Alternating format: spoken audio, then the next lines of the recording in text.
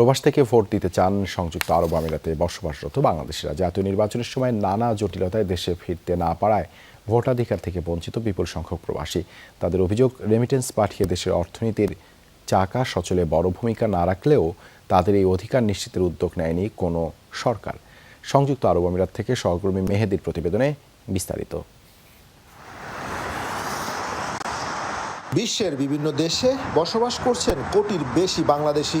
জীবিকার তাগিদে প্রবাসে পাড়ি জমানো এই বাংলাদেশিরা বৈদেশিক মুদ্রা পাঠিয়ে সমৃদ্ধ করছেন দেশের অর্থনীতি, অথচ তাদের বড় অংশই ভোটাধিকার প্রয়োগ করতে পারেন না নির্বাচনে। প্রবাসীরা বলছেন, নানা জটিলতায় ভোট চলাকালীন দেশে আসতে পারেন না অনেকে। বারবার আশ্বাস দেওয়া হলেও এখন পর্যন্ত বিপুল এই নাগরিকের ভোটাধিকার নিশ্চিত করতে পারেনি কোনো সরকার। আমি ভোটার হয়েছি 5 বছর হয়েছে, কিন্তু এখন পর্যন্ত আমি ভোট দিতে পারিনি। ইনশাআল্লাহ আমরা ভোটার হওয়ার পরে প্রবাসে চলে আসছি। আমাদের একটাই দাবি, যারা প্রবাসে থাকি আমরা যেন আমাদের যে প্রতিনিধি হবেন তাদের যেন আমরা এই ভোটটা ঠিক মতো তাদের প্রয়োগ করতে পারি। বিশ্বের অনেক দেশে প্রবাসীদের জন্য ভোট দেওয়ার বিশেষ ব্যবস্থা রয়েছে, তাই তাদের মতো আগামী সংসদ নির্বাচনে ভোট দিয়ে নেতৃত্ব বাছাইয়ের সুযোগ চান সংযুক্ত আরব আমিরাতের প্রবাসী বাংলাদেশিরা।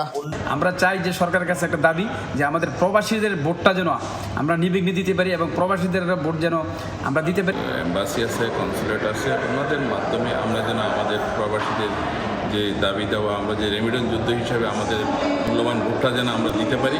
এখানে যারা প্রবাসীরা আছি আমরা কিন্তু আমাদের যোগ্য ব্যক্তিকে আমরা নির্বাচিত করার ক্ষেত্রে আমরা ভূমিকা পালন করতে পারবো এবং দেশ উন্নয়ন এবং দেশ গঠনে আমরা প্রবাসী রেমিটেন্স যোদ্ধারা কিন্তু অংশগ্রহণ করতে পারবো। আমরা যারা প্রবাসে আছি, এই প্রবাসের সবার অধিকার গ্রহণ হইতেছে পর্যায়ে কমে।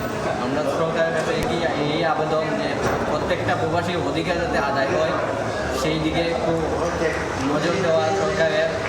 প্রবাসীরা বলছেন, ভোট গ্রহণের সুযোগ না থাকায় নির্বাচনে তাদের ইচ্ছার প্রতিফলন ঘটছে না। আগামী নির্বাচনেই পছন্দের প্রতিনিধিকে ভোট দিয়ে দেশের গণতান্ত্রিক প্রক্রিয়ায় অবদান রাখতে চান তারা। মেহেদি, যমুনা নিউজ, সংযুক্ত আরব আমিরাত।